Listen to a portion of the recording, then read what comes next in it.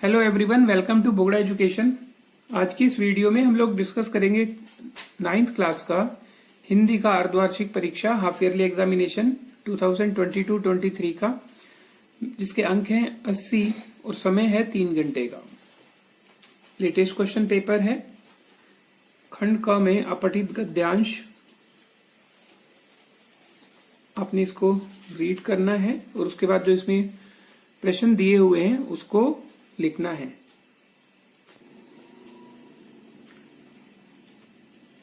देखिए प्रश्न 2, निम्नलिखित गद्यांश को ध्यानपूर्वक पढ़कर उस पर आधारित प्रश्नों के उत्तर विकल्पों से चुनिए।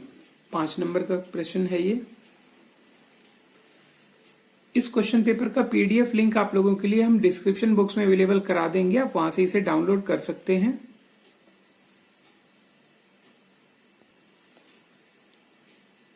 अब देखिए व्यवहारिक व्याकरण, ये आपका पूरा व्याकरण या ग्रामर से संबंधित प्रश्न हैं।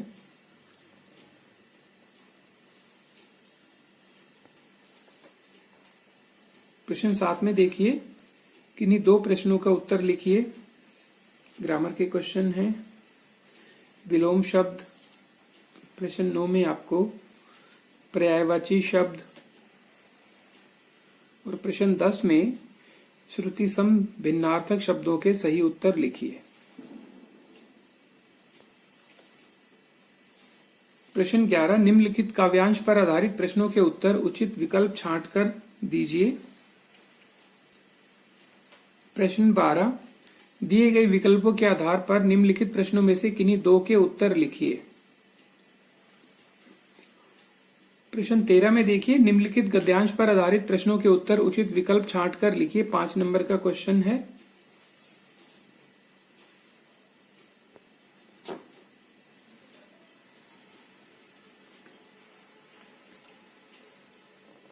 प्रश्न नंबर 14 में दिए गए विकल्पों के आधार पर निम्नलिखित प्रश्नों के उत्तर दीजिए।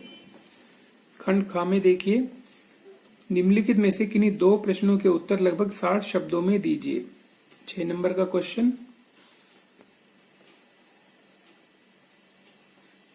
प्रश्न 16, निम्नलिखित में से किन्हीं 2 प्रश्नों के उत्तर 60 शब्दों में दीजिए।